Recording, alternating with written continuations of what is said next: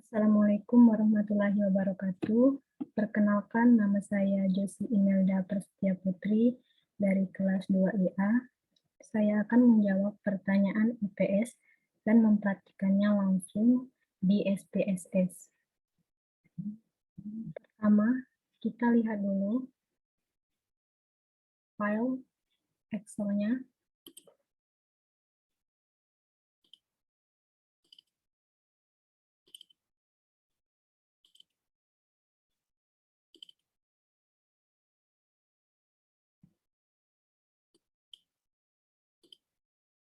Oke, ini ada sekolah, dan ini ada peraturan sekolah, dan ini ada tipe sekolah, ini ada ruangan, dan ini ada metode pengajaran, dan ini ada siswanya, ini ada identitas siswa, ini ada gendernya, makan siangnya, tes awal, dan pasca tes.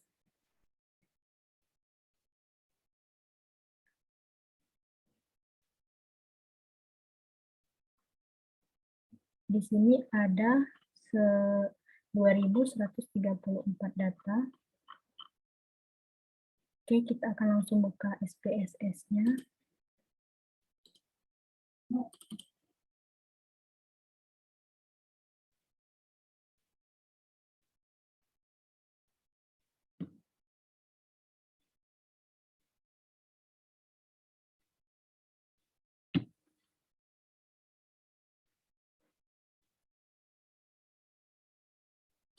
Kita pilih file test skornya.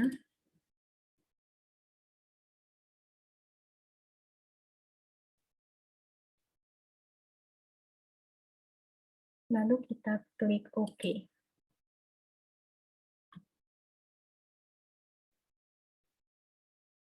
Oke. Nah, setelah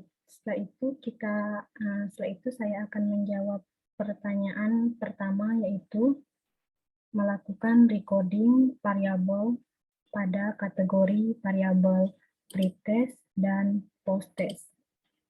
Oke. Yang pertama kita isi variabelnya dulu.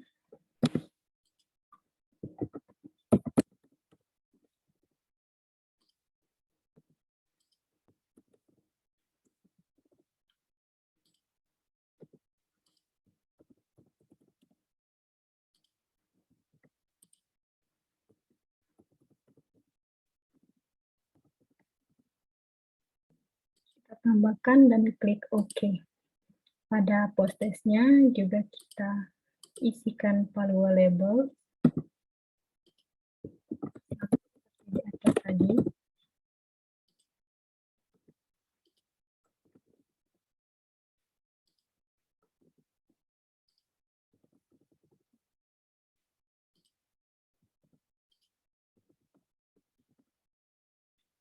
Lalu kita klik OK. Selanjutnya kita akan langsung merecoding datanya dengan cara mengklik transform. Lalu kita klik record into different variable. Selanjutnya kita pilih pretest. Kita isi dengan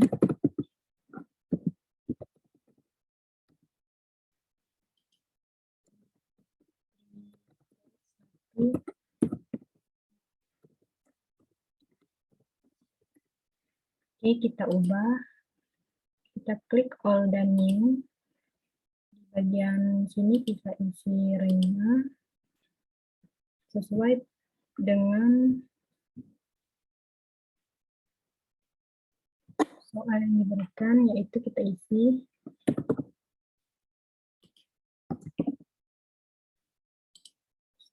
kita tambahkan dan 71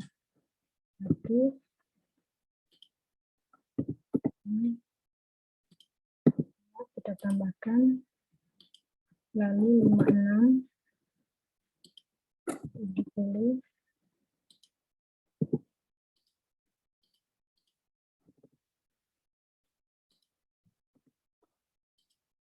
kita Lalu kita klik continue. Oke. Kita klik oke.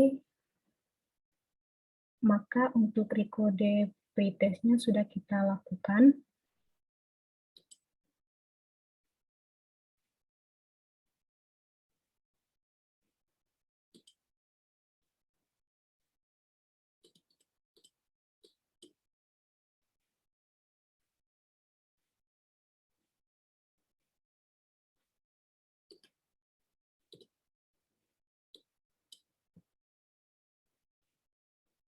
Selanjutnya kita akan merekode bagian post test-nya juga sama seperti tadi, yaitu transform, record into different variable, pilih post test,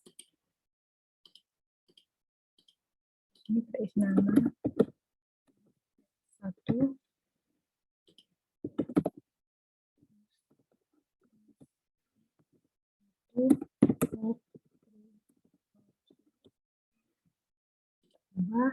kita klik all and new, sama seperti tadi, kita klik continue dan oke. Maka record post test-nya juga sudah kita recording. Untuk melihat apakah sudah kita recording, yaitu di sini, ya sudah semua.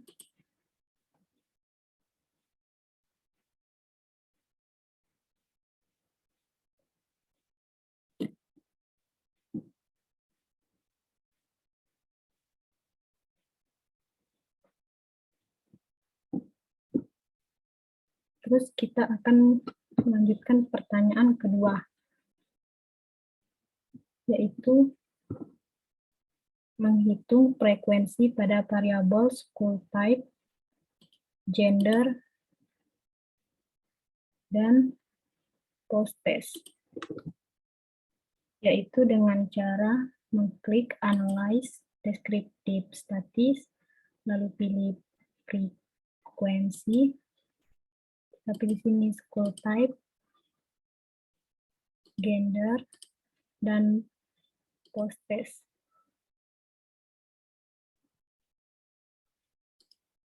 Di bagian chart-nya kita pilih bar chart, continue, lalu kita langsung klik OK saja. Terlihat di sini bahwa di bagian tabel statiknya, datanya semuanya valid dan missing value-nya 0. Pada variabel school type-nya terlihat jelas bahwa frekuensinya sebesar 551 dan publiknya sebesar 1582 dengan total 2133. Untuk presentasinya juga terlihat di sini 25,8 dan 74,2 dan totalnya 100. Presentasinya juga terlihat 25,8 dan 74,2%. Perbedaan dari kedua ini yaitu kalau valid khusus untuk data valid saja, berhubung semua data kita tidak ada yang missing value-nya, jadi ini sama saja. Sedangkan kumulatif persen itu yaitu penjumlahan, sedangkan di non-publiknya 25,8, lalu ditambah dengan 74,2, maka hasilnya 100%.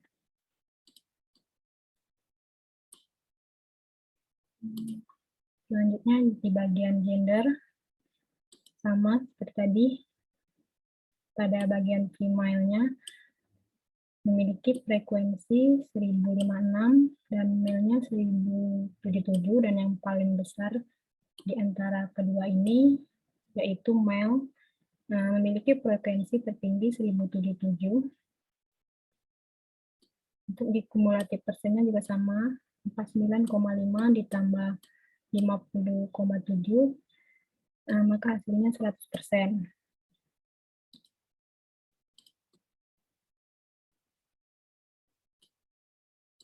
Di bagian post-testnya juga bisa dilihat, sini sudah muncul. Dan di bagian school type-nya terlihat jelas bahwa bagian barcode publiknya lebih tinggi daripada non-public. Sedangkan di bagian gender juga terlihat bahwa male-nya ini lebih besar daripada female-nya. Sedangkan di bagian post-testnya terlihat bahwa lebih besar 69 dan lebih kecilnya terletak di 32. Oke, saya akan melanjutkan pertanyaan ke-4, yaitu menampilkan semua variabel dalam bentuk bar chart. Oke, yaitu dengan cara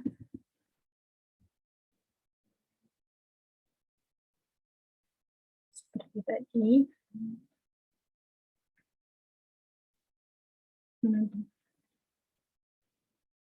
analyze, descriptive statis, frekuensi. Nah, di sini kita masukkan semua data, semua variabel yang muncul di sini.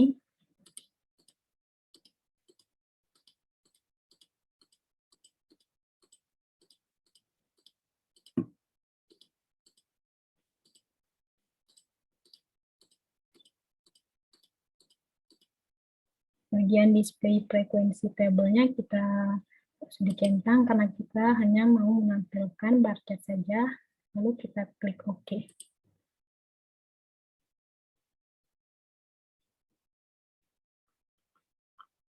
Oke, terlihat di sini bagian tabel statistiknya bahwa datanya semuanya valid dan missing value-nya tidak ada. Untuk di bar chart school-nya bisa dilihat yang paling tinggi itu berada di Gobu dan yang paling rendah itu berada di Anki. Di school setting-nya bisa kita lihat yang tertinggi itu berada di urban dan yang terendah itu berada di rural.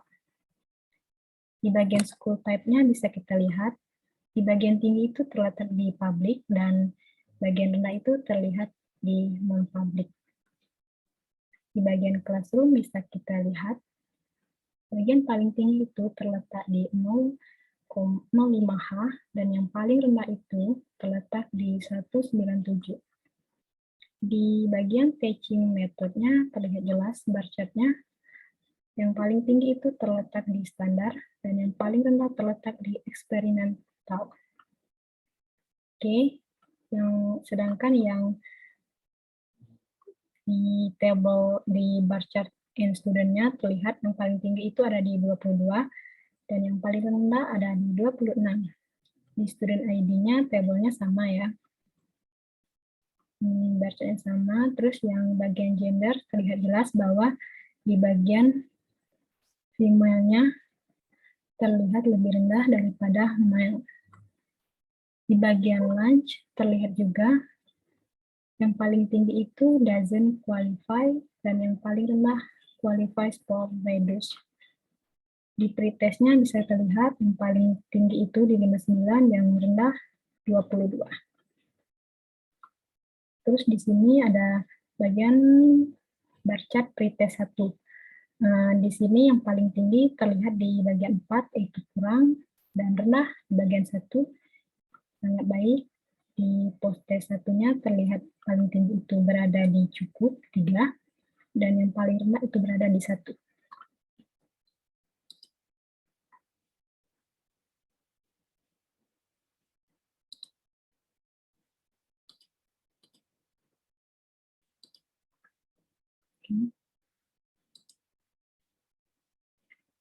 Selanjutnya saya akan menjawab pertanyaan keempat, yaitu melakukan analisis dua variabel, yaitu gender dengan post-test.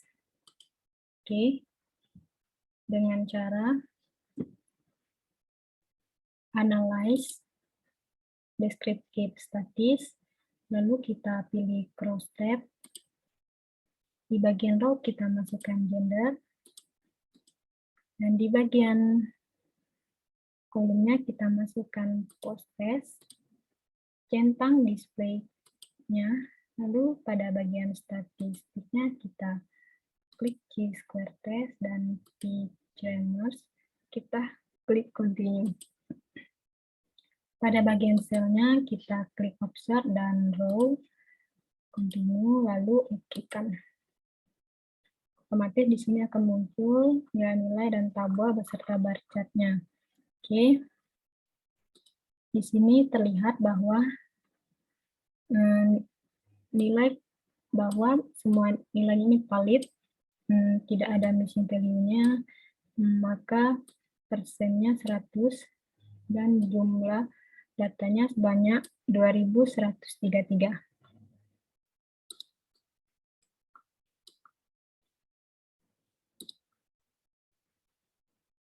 Di sini juga terlihat di kategori female-nya untuk yang tertinggi itu berada di 33,7% dengan nilai 396 dan di bagian female-nya itu sebesar 376 dan yang paling besar itu 34,9%. Oke. Selanjutnya di bagian chi-square test. Sini terdapat 0 sel, ya, tidak ada sel, lebih kecil dari 5, oke, berarti ini sudah benar. Sedangkan di nilai asimptotiknya itu 0,877. Berarti ini lebih besar dari 0,05. Maka kita bisa simpulkan bahwa tidak ada hubungan yang signifikan antara gender dengan post-test. Oke.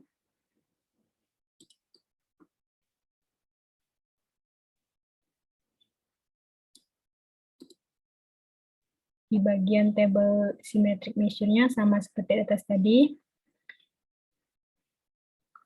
Terus untuk di bagian bar chart-nya, kita bisa lihat yang paling tinggi di bagian mile-nya itu ada di 3, yaitu cukup.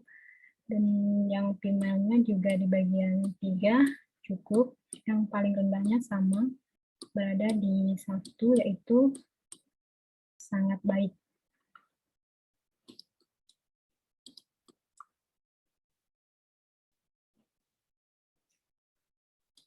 Oke. Akan menjawab pertanyaan terakhir, yaitu kita akan menganalisis dua variabel, yaitu hubungan school type yang ini sama pretest. Oke, yaitu sama seperti tadi dengan cara mengklik analyze, descriptive statis, lalu pilih cross tab. Ini kita masukkan school type-nya, di sini kita masukkan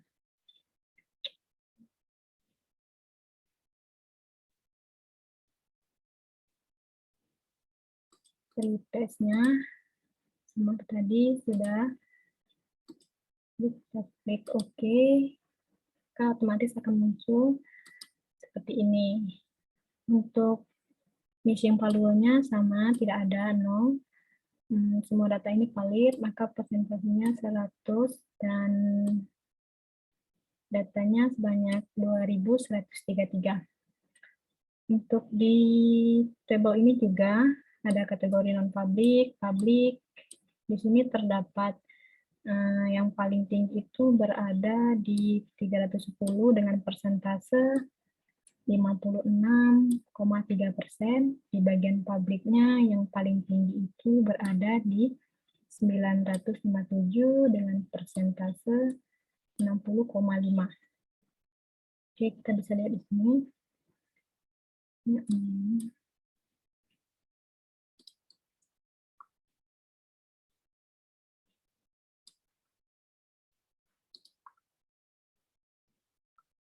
Selanjutnya, di bagian tabel chi-square test-nya juga terlihat terdapat satu sel sebesar 12,5%, lebih kecil dari 5, sudah termasuk minimum 4,91. Di bagian nilai asimptotiknya kita bisa lihat 0,000, berarti lebih kecil 0,05. Berarti kita bisa menyatakan bahwa terdapat hubungan yang signifikan terhadap school type dengan pretest 1 ini. Oke, di bagian table symmetric measure-nya juga sama. Di bagian bar chart-nya terlihat yang paling tinggi bagian publik itu nomor 4, yaitu kurang. Dan yang paling rendah itu berada di 1, yaitu sangat baik. Sedangkan di bagian non-publiknya ini, yang paling tinggi itu berada di angka 3, yaitu cukup. Sedangkan yang paling rendah itu berada di angka 1, yaitu sangat baik. Oke.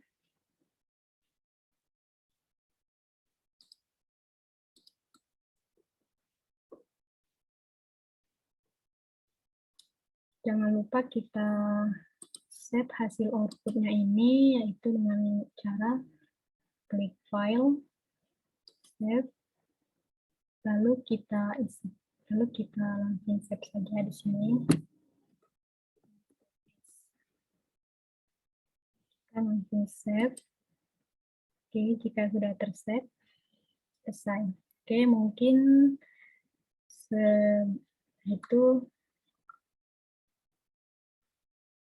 itu saja yang dapat saya analisiskan untuk jawaban UTS-nya. Apabila ada salah, saya mohon ampun.